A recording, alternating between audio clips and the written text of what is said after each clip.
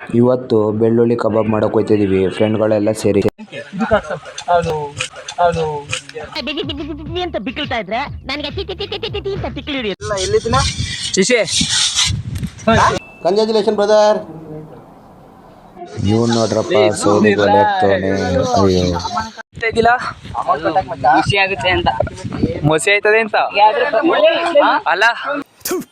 ನಾನು ಕಣ್ಣೆದ್ರಿಗೆ ಇದ್ರೆ ಶೂಟ್ ಮಾಡಿ ಸಾಯಿಸ್ಬಿಡ್ತೀನಿ. ಇರಿಟೇಷನ್ ಕಣ್ರಿ. ಸುದೇ ಅಲ್ಲ ಪ್ರಶೆ ತಗೊಂಡು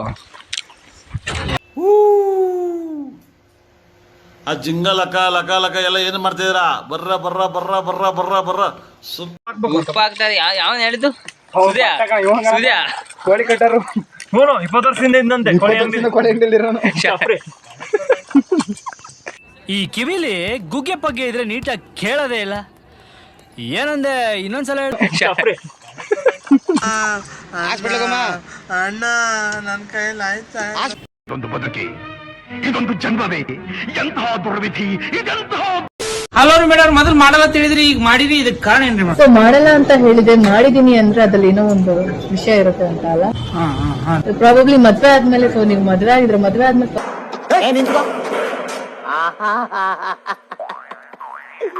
ಏನೋ ಕಂದಲೆ, ಏನೋ ಏನೋ ಏನೋ ಏನ್ ಸ್ಮಾರ್ಟ್ ಆಗಿದೆಯಲ್ಲಿ. ಆಫ್ರಿಕಾದಿಂದ ನಡ್ಕೊಂಡೇ ಬಂದ್ಬಿಟ್ಟಿಯೇನೋ ಲೇ. ಇವ್ನ ಹೆಂಗ ನೋಡೋ, ಹಂದಿನ ತಂದೂರ್ ಬಂಡ್ಲಿಗೆ ಹಾಕಿ ಸುಟ್ಟು ಎತ್ತದಂಗ ಅವನೇ. ನನ್ಗೆ ಕರೆಕ್ಟ್ ಫ್ರೆಂಡ್.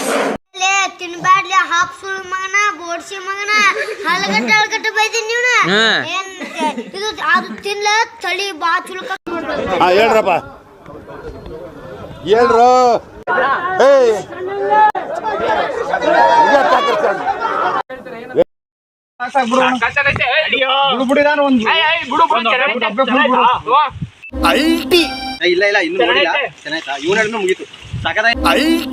ಆಹಾ ಬೆಳ್ಳುಳ್ಳಿ ಕಬಾಬ್ ಒನ್ ಮೋರ್ ಅಂತ ಇರಬೇಕು. ತಿಂತಾ ಇರೋ ಗುರು.